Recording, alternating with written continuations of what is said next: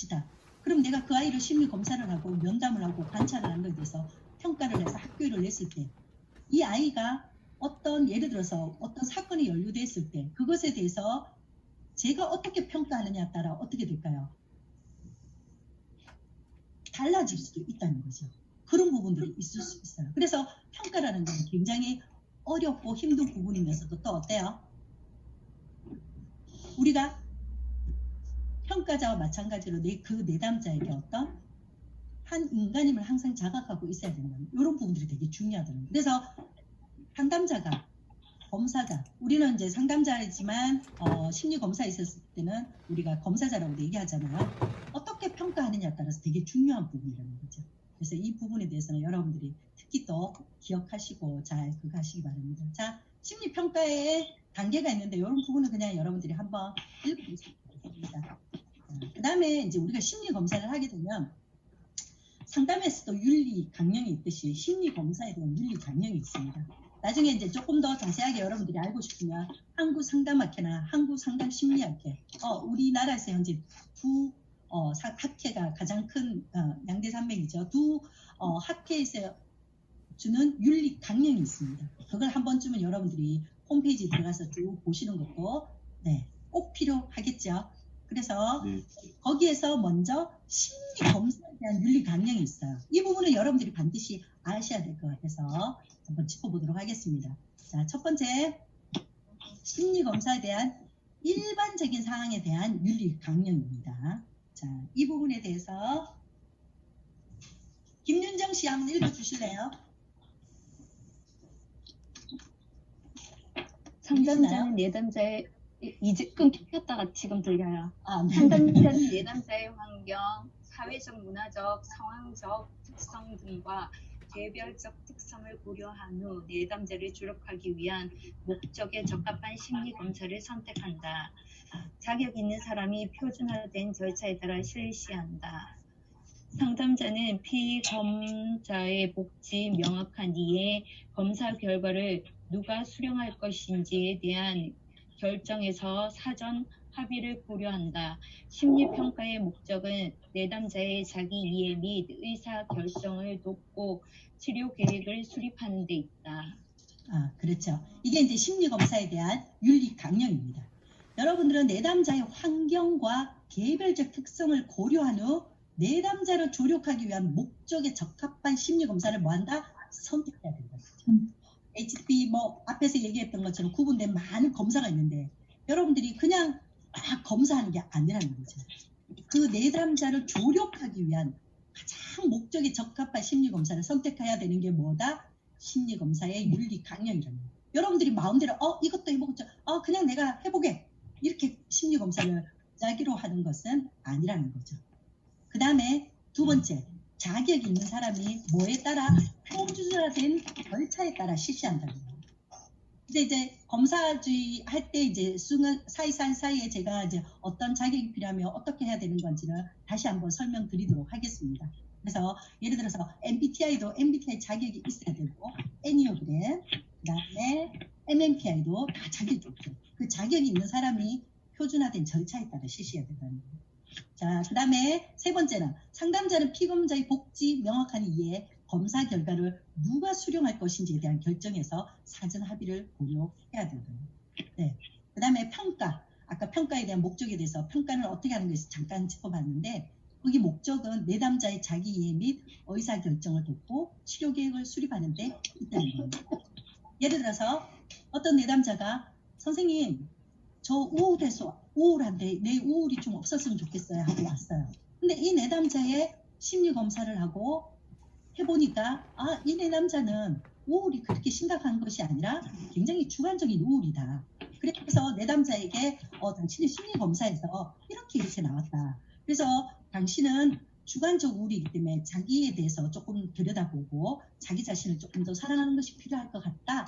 라고 이렇게 이해를 시키고 그 다음에 의사결정을 도우면서 치료 계획은 뭘 할 것이냐. 이렇게 주관적인 우울성이 있는 아이들에게 조금 회복 탄력성, 자아 존중감을 좀 심어주는 게 필요하겠죠. 그런 식으로 내가 당신을 10회기 동안 이 상담으로 하겠습니다. 이렇게 치료 계획을 수립하는데 도움이 되는 것이 심리검사하고 심리평가의 목적이라는 겁니다. 그런데 여러분들이 아무 생각 없이 그냥 막 무작위로 심리검사를 해서 어때요? 당신이 이렇다. 검사지에 이 문제가 있다. 뭐 이렇게 아무 그거 없이 그냥 우리가 검사한 것들을 무작위로 그냥 이야기하고 전달하고 이야기하기보다는 진단하게 하고 이것은 옳지 않는 윤리 강령에 어긋난다는 거죠. 네, 제가 여러분들에게 우생학에 대해서 좀 레포트를 냈죠. 예. 네. 했던 것 중에 제가 듣고 싶었던 답이 있었어요. 뭐냐면 우리가 인간을 어떤 진단하는 것이 있다. 예를 들어서 특히 아동을 상담하거나 청소년을 상담하시는 분들이 많이 가지고 있는 상담자들이 우를 범하는 경우가 많아요. 부모님이 이럴 것이다. 저 부모를 보니까 애가 저럴 것이다. 우리가 가지고 있는 진단되는 게 있다는 거죠. 원래 우생학은 아놀드 게젤이라는 사람이 성숙 이론이 있거든요. 거기에서 인간 발달에 있어서 환경보다 유전적인 요인을 강조했다는 점에서 우생학을 지지했었죠. 그 이제 시작된 건 여러분들이 이제 전부 다 레포트 낸 것들 보면 1900년도에 그제 미국의 우생 불임법에서 출발한 거죠. 그죠? 그렇게 되다가 이제 아놀드 게젤이 이 이론을 많이 사용했었죠. 이 사람은 뭐였냐면 아동 심리학자이며 성악가 의사였어요. 그러다가 이 사람이 나중에는 이제 사회적으로 비난을 많이 받고 논란이 커지자 우생학과 관련된 연구를 중단하기 시작했어요. 그러면서 그러나 이 사람은 이제 비정상적인 아동과 정상적인 아동을 분류하기 위한 행동 발달 목록표를 개발한 사람이죠. 그래서 어떤 그것이 현재에는 많이 유용하게 사용되고는 있어요. 그런데 여기에서 여러분들하고 한번 우리가 나누고 싶은 건 뭐냐면 우리가 상담자가 되려면 여러분들의 제가 이제 늘 강조하는 게 뭐냐면 상담자는 본인의 가치관을 접목시키면 절대 안 된다는 겁니다. 내가 가지고 있는 가치관, 신념 그것을 접목시키다 보면 그 관점에서 심리검사와 내담자를 평가할 때 뭐가 들어가요? 내 가치관과 내 어떤 신념이 들어가게 되면 그 평가가 굉장히 상담자의 주관적이 되어버린다는 거죠. 그래서 상담자는 어쨌거나 내담자의 이해 및 의사결정을 돕고 치료교육을 수립하는 게 있기 때문에 굉장히 여러분들이 그런 부분에 있어서 좀 더 객관적인 사람이 돼야 된다는 거죠. 그리고 자기 이념과 가치관을 절대 접목시키면 안 된다는 겁니다. 그래서 우생학이라는 것도 어때요? 우리의 어떤 가치가 저 사람은 저럴 것이다. 저기는 저랬으니까 이럴 것이다. 우리가 진단하고 우리가 딱 정해놓고 가는 경우가 있다는 거죠. 그래서 그런 부분들을 여러분들이 조금 생각해보라는 의미에서 제가 우생학에 대해서 한번 찾아보려고 했었습니다. 근데 여러분들은 아무래도 우리가 크리스찬이다 보니까 크리스찬적인 기독교적인 관점으로 이렇게 분류하는 경우가 굉장히 많아요. 그래서 상담자는 그런 부분에서도 종교적인 가치가 그거 부분조차도 여러분들이 상담 현장에서는 조금 내려놓는 게 필요하지 않나 하는 것이 저의 견해입니다. 그래서 심리검사에 대한 윤리 강령에서는 여러분들이 정확하게 이런 부분들에 대해서 개별적인 특성 그런 부분들 여러분들이 환경 그런 것들도 염두에 두셔야 된다는 겁니다. 그 다음에 검사 도구 우리가 심리검사의 도구를 선정한가 그 조건에 대한 윤리 강령이 있습니다. 그 조건과 그 다음에 도구 선정에 대한 윤리 강령은 우리 임기정 씨가 한번 읽어주실래요? 내담자에게 적절한 심리검사를 선택하며 검사의 타당도와 신뢰도, 제한점을 고려한다. 다문화 배경을 가진 내담자를 위한 심리검사 선택 시 그의 사회문화적 맥락을 신중히 고려한다. 표준화된 조건에 따라 검사를 시행한다. 검사지 및 검사도구가 노출되지 않도록 주의하고 그 내용을 언급하지 않을 책임이 있다. 네, 그렇죠. 이거 윤리강령에서 제일 많이 나오는 부분이에요. 어떤 도구를 사용한다는 거죠. 그래서 여러분들이 그것이 타당도와 신뢰도, 제한점을 고려해서 선택해야 된다는 겁니다. 그 다음에 다문화 배경을 가진 내담자를 위한 심리검사 선택 시 그의 사회적 맥락을 신중히 고려해야 된다. 이 부분에 대해서 하나 어떤 게 있냐면 제가 저작년이었죠.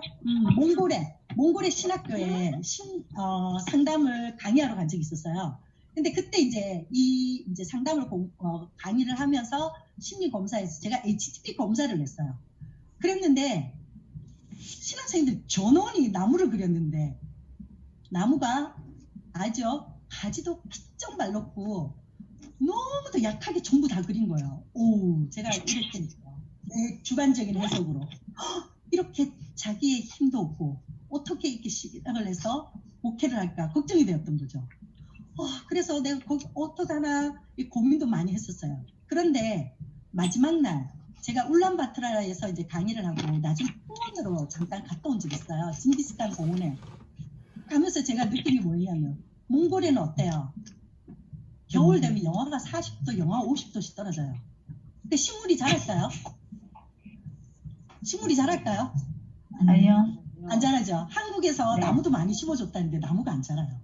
거기는 거의 초원이니까 잔디만 있는데 나무가 듬성듬성 있긴 한데 어떤 나무냐? 아주 가는 나무들이 있다는 거죠. 그러면 어때요? 이 몽골 사람들이 알고 있는 나무가 어떤 나무예요? 가는 나무예요. 가는 나무. 네, 그렇죠. 그 사회주의 문화적 맥락을 내가 이해하지 못했다면 어때요? 이 사람들은 내면이 너무 약해라고 제가 해석을 알겠어요. 그죠? 이런 부분이 있다는 거죠. 특히 여러분들이 앞으로 다문화 많은 외국인들을 만나겠죠. 외국인뿐 아니라 일반인들을 만났을 때도 그 사람이 기독교적인 가정일 수도 있고 아닐 수도 있고 그죠? 그 다음에 그 집이 엄마 아버지 중에 한 분이 외국인일 수도 있다는 거죠. 그런 배경을 가진 내담자를 위한 심리검사를 선택할 때 또 그 심리검사를 해석할 때 특히 여러분들이 신중히 고려해야 된다는 거예요. 아시겠죠? 그 다음에 네. 표준화된 조건에 따라 검사 시에 그 다음에 검사짐이 검사 도구가 노출되지 않도록 주의하라는 거예요. 이게 사실 우리 한국상담학회나 심리학회에서 윤리강령에 제일 많이 걸리는 부분이에요. 그래서 함부로 검사지를 예를 들어서 놔두어서 누군가가 보게 한다거나 노출되게 하는 것은 굉장히 여러분들이 윤리강령 그것도 하나의 뭐죠? 내담자에 대한 비밀 유지하고 연결되는 부분입니다. 그래서 여러분들이 검사지나 그런 부분들이 함부로 노출되지 않도록 주의하고 그런 내용들을 함부로 언급하지 않으셔야 됩니다. 어떤 일이 있었냐면 특강이 있었죠. 강의가 있었는데 그 이제 앞에 강사가 그림을 보여주면서 강의를 했었는데 그 강의를 듣던 중에 한 분이 가만히 보니까 자기 조카 그림이었던 거예요. 그래서 그것을 윤리에다가 신고한 적이 있었거든요. 이제 그런 부분들은 물론 그분은 어떤 동의나 받았으면 괜찮을 건데 그렇지 않을 경우는 이렇게 어때요? 그런 것들도 윤리 강령에 어긋나게 됩니다. 그래서 여러분들이 이런 부분들을 특별히 이제 앞으로 상담함에 있어서 도구를 사용함에 있어서 윤리 강령에 대해서 여러분들이 특별히 유념하시기 바랍니다. 아시겠죠? 네. 그다음에 이제 세 번째입니다. 그러면 이제 심리 검사를 하게 되면 거기에 대한 채점과 해석에 대한 윤리 강령이 있습니다. 채점과 해석에 대한 윤리 강령에 대해서는 우리 김수빈이가 한번 읽어주실래요?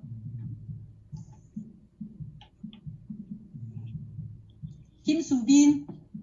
상담자는 연령, 피부색, 문화, 장애, 민족성, 인종, 언어 선호, 종교, 양성, 성적 지향 검사 실시와 해석에 영향을 미친다는 것 인식, 다른 요인들을 고려하여 적절하게 검사 결과를 해석한다. 자신이 훈련받은 검사와 평가만을 수행해야 한다. 내담자 또는 내담자 법정 대리인에게 사전 동의를 받아야 한다.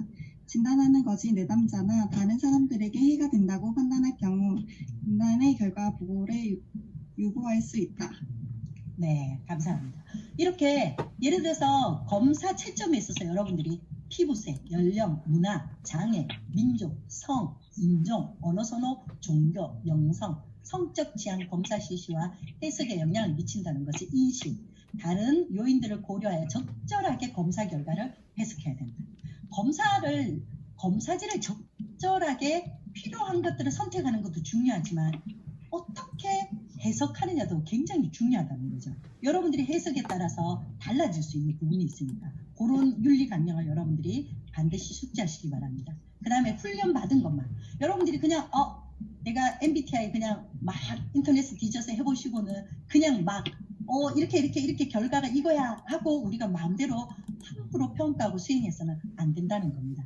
좀 더 숙지하시고 훈련하고 이렇게 하셔서 하셔야 된다는 겁니다. 그 다음에 내담자 또는 내담자 법정 대리인에게 이 심리 검사를 한다는 것에 대한 여러분들이 사전 동의를 받아야 된다는 겁니다. 아시겠죠? 특히 학생들한테 야, 너 이 검사 해보자 이렇게 하는 것이 아니라 네가 이런 증상이 있으니까 내가 이 검사를 필요로 해. 이 검사를 하려고 하는데 어떻니? 라고 동의를 얻으셔야 된다는 겁니다. 그 부분을 여러분들 기억하시고요. 그 다음에 네 번째, 진단하는 것이 내담자나 다른 사람들의 해가 된다고 판단할 경우는 어떻게? 진단 결과의 보고를 유보할 수 있다는 거죠.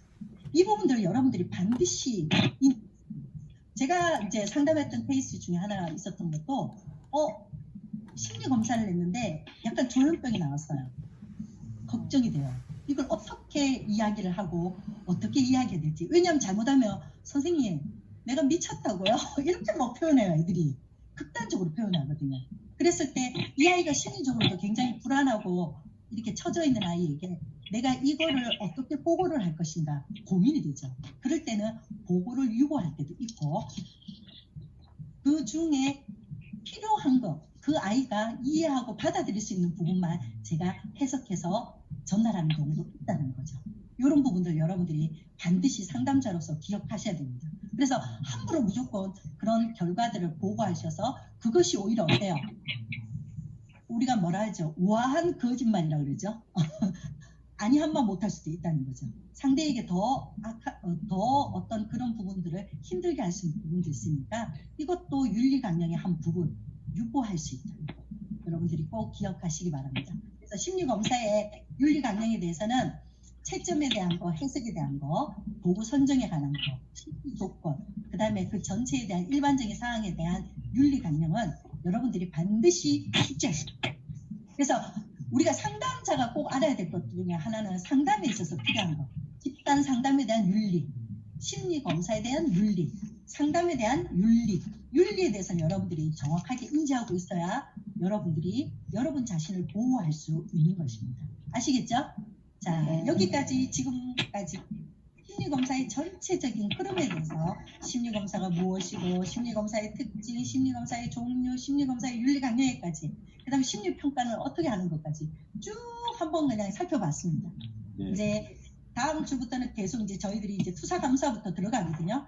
이제 들어가면서 또 중간중간 제가 윤리 강령에 대해서 또 검사에 대해서 또 그때 또 한 번씩 짚어드리고 또 이야기해 드리도록 하겠습니다. 자, 여기까지 쭉 살펴본 가운데 내가 이건 조금 이해가 되었다. 이건 조금 어렵긴 하다. 혹시 그런 부분들이 있는지 혹시 느낀 점들을 한번 간단하게 이야기 나누고 5분 쉬도록 하겠습니다. 자, 이영숙 씨 들리세요? 네, 저 기독교 교육학과인데 이렇게 쭉 강의를 들으면서 어떠셨어요? 느낀 점? 어렵기도 한데 그래도 재밌습니다. 혹시 느낀 점 뭐 있으세요? 새롭게 알게 된 거? 저는 사실 지금 한 3개밖에 이번에 너무 자체가 3개라서 사실 오늘 이거 용어도 처음 듣는 게 많습니다. 그렇죠. 이거 검사에 대해서 정확하게 알게 됐습니다. 네. 자, 그러면 용어에 대해서 이제 모르는 것들을 오늘 PPT 보시면서 모르는 것들은 다 동그라미를 하셔서 저녁에 사전이나 네이버를 찾으셔서 반드시 숙지하시기 바랍니다. 아시겠죠? 네. 예. 그래야 바로 잊어버리지 않고 기억할 수 있을 겁니다. 네. 자, 그 다음에 도현태 씨. 네. 네. 어떠셨어요? 들으시면서 느낀 점, 예, 새로 알게 된 점.